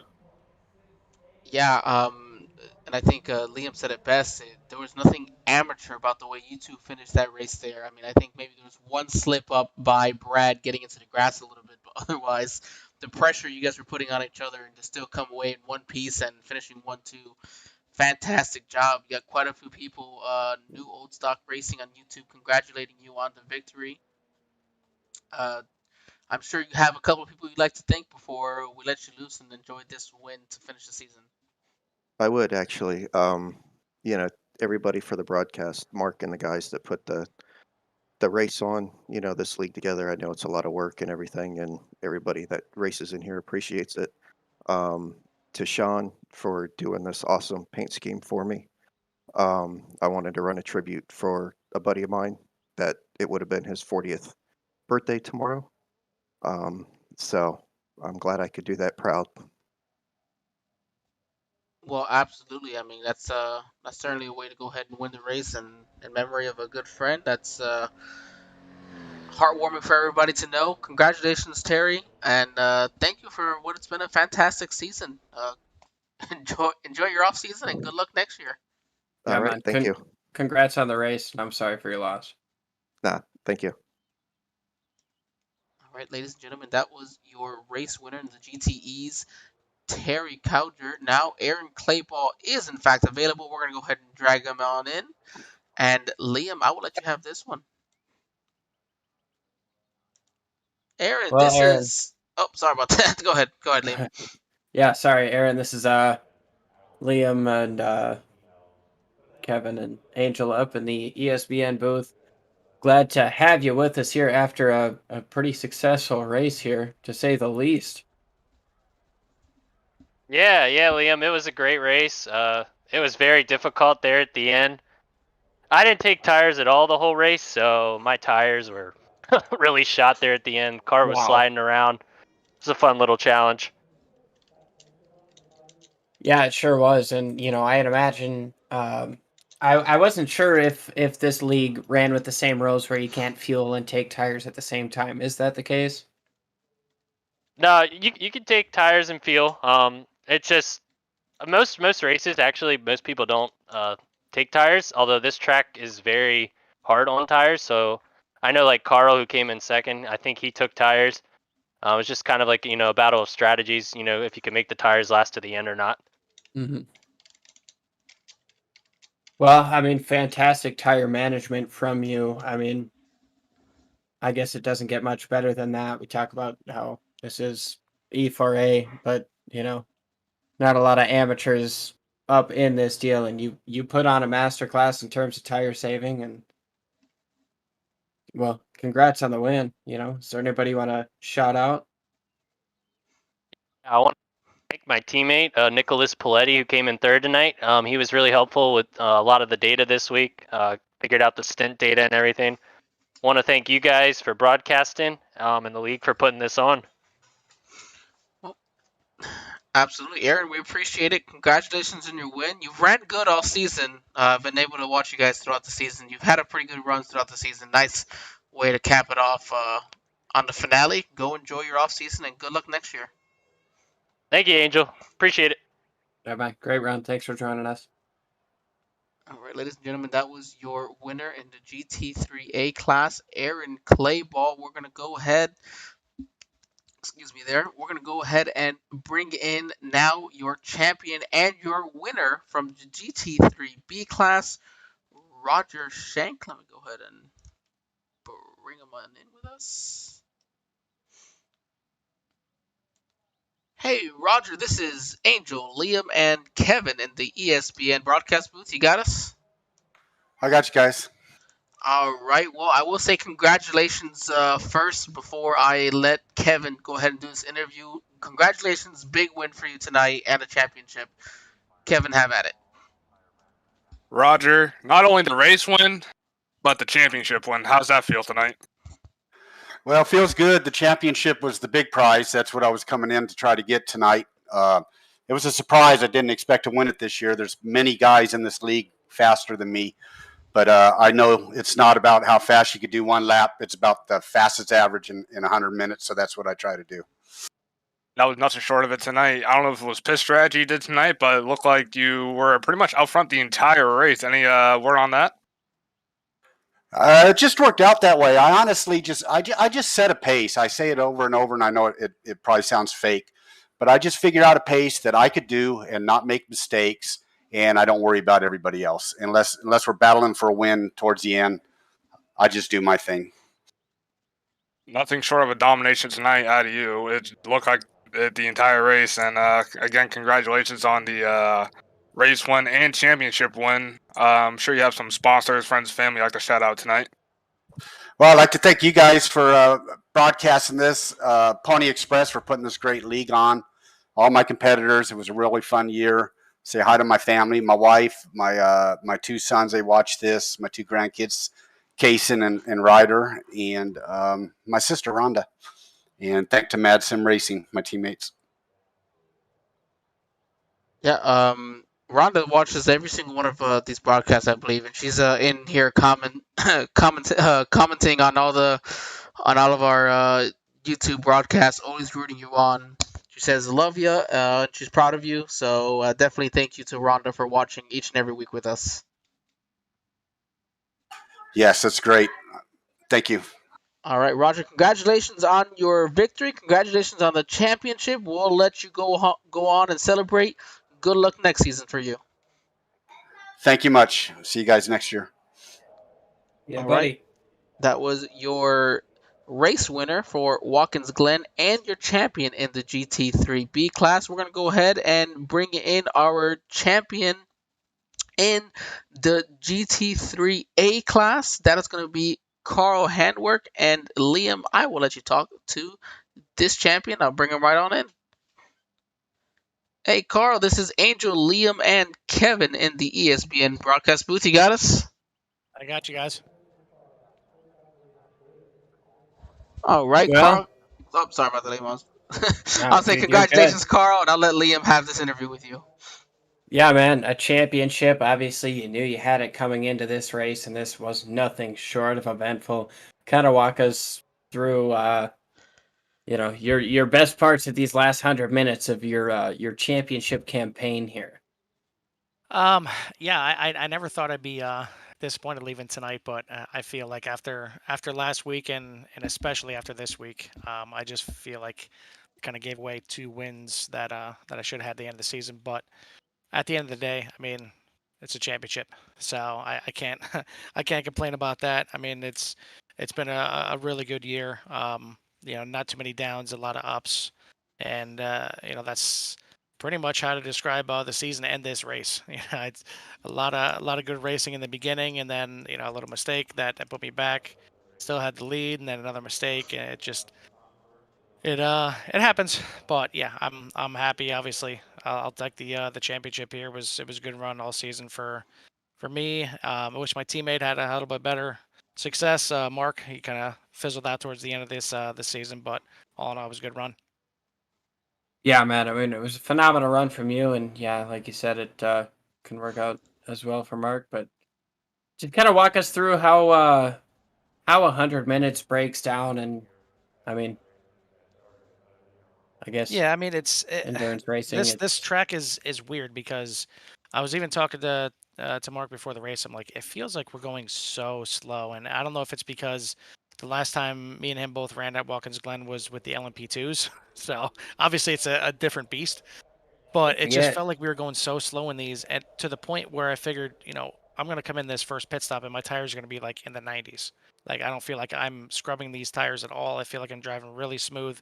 I get in and they're in the 70s, so I'm like, Ooh.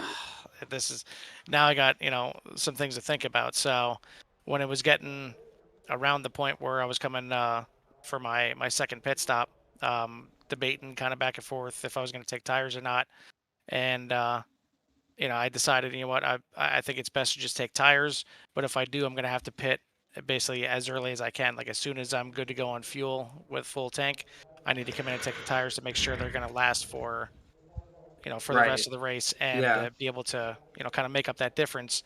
And unfortunately, I had the incident right before that, and they got a meatball. So I drove around for a couple laps to make it into the window, but that and taking tires altogether is what put me behind because from what I hear, I guess taking tires wasn't the right idea.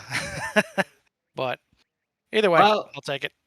I'd say it worked out for you in the sense you got second in class there, and obviously, like we said, you come in here with the championship, but you are a champion nonetheless, and I mean that is fantastic stuff. So we appreciate you joining us here. I'm sure there's people you want to shout out.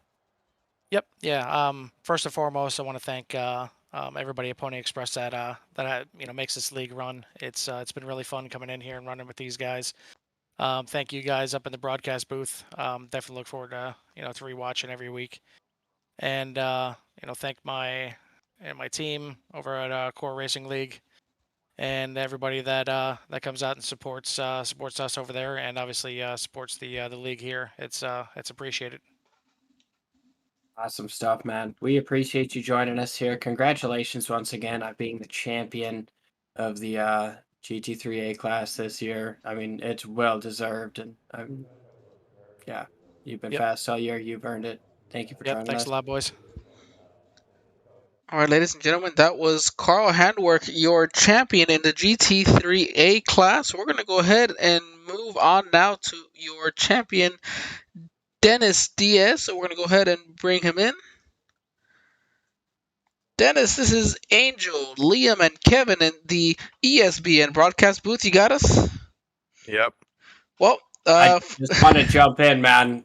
I'm sorry to jump in first, guys, but just walk us through that contact there, getting around that lap or getting into the boot. I saw Link Cup ahead of me. I wasn't expecting him to spin. I thought he was just slightly sliding it, but he was going to control it. It wasn't until I started seeing his car over rotate that it became a problem. And I try to go as far to the inside as possible, but I guess the momentum of the car was heading towards the inside as well. So when he hit me, I think he hit the rear right suspension, and it completely messed up the suspension geometry. It gave me a meatball. I had to go pit, and yeah, from that point on, it was just a recovery race. You recovered well. That's a fact. I know these guys got some more questions, but yeah, I'm sorry, Dennis, you did a fantastic job all season long. I mean, just kind of dominating a lot of the races, but at the same time, having Terry as a competitor and really sticking it close. And then after the accident today, I gotta say, all these guys still put on quite the show and running some pretty fast lap times. Were you just kind of in cruise control mode at the end? No. I mean, after the incident, I was really trying to push as hard as I could to recover as much as I can. Being it my last race for E4A, I kind of wanted to win, and I grabbed the pole for a reason. But I guess it wasn't meant to be. It's kind of funny, a little parallel, but like the first race I started in E4A, I finished fourth. I guess I finished my career in fourth. Well, you finished in fourth, but with a championship. As a matter of fact, Yeah. 3 straight championships. So I think I'd take that. Yeah, but I kind of wanted it to end with a win, but I guess technically I did win at the end of the day. So Yep. yeah, three championships. Yeah, 3 championships. I wasn't expecting that when I first came in here. So I'm gonna be here as a race steward next season. So I'm gonna be the one watching over everyone. So hopefully I can make sure everything stays safe and keep this league running the way it's supposed to. Well, they've done a great job so far. And before we bring in Mark, one of the league admins, Kevin, I'll give you an opportunity to ask Dennis anything, and then if not, or once he's done, Dennis, I'm sure you'll have some people to thank. Yeah. I don't have any questions for you, but nonetheless, congratulations on a 3rd straight championship. And I wish you nothing but the best in the race steward and to the retirement. Yeah, thank you. It's well deserved after 3 long seasons back to back. Hey man, I hope maybe I could learn some things from you maybe one day. So you join, I'll coach you. There you go. See how that goes. I got a work schedule to work around, but tell you what, I'll take that up. Yeah, no problem. Let me know. I'll join if I can have that paint team of yours. Oh, that was hot. I mean, as long as you can live up to its records, then sure. I don't know if I could do that. Give me a year. We'll see. We'll see. You're my coach. We'll see how it goes. I'll see if you're worthy enough. I love it, man. Congrats once again on your championship, and yeah, Angel, like you said, Yep. We'll let you go and go enjoy this one, Dennis. Thank you so much for putting on a fantastic show. Talking with us each and every week has been a pleasure. We appreciate it. Congratulations once again. Thank you. All right, ladies and gentlemen, that was your champion, overall champion, and your GTE class champion, Dennis Diaz, back-to-back championships for him. He's gonna go ahead and That's a retire. three-peat, baby. Three-peat, exactly. That's hard enough to win one. To go out and win three of them, yeah, that's pretty impressive. So, congratulations. Especially in 100-minute races where you got to be perfect, no cautions, no problems, man. Pretty much. He was nothing short of perfect overall throughout the day. We were gonna bring in Mark Dillon. Mark Dillon is one of the guys who runs the league, but I do believe he had to run. But I will say, as we've talked about all season long and earlier today, just a fantastic league, very well put together. Makes our job up here in the booth easy. And as I said, if you're looking for a league like this, absolutely contact them. I'm sure you'll see them somewhere on Facebook. Liam or Kevin, you guys got any closing notes here before we send them off for one last time in the season? Nothing short of an exciting season. Exciting race, really, especially coming down to the closing laps. I loved every second of it, and I'm excited for next season. Yeah, I mean, that final battle there between Brad McCombs and Terry Codger was insane. I mean, the gap just kept getting closer and closer, and, well, yeah. What a way to cap off the represents our season. Yeah, it represents our season. It's a great way to cap it off, and, yeah, you said it best. Yeah, well, fantastic job. Thank you, everybody, each and every week for coming out, watching with us. We had a blast. I had a blast doing this. Thank you so much from Pony Express. I know they're very thankful for all those who watched, those who participated. We thank them for giving us this opportunity to be here. You guys have yourself a fantastic evening. Enjoy the rest of your holidays. Have a great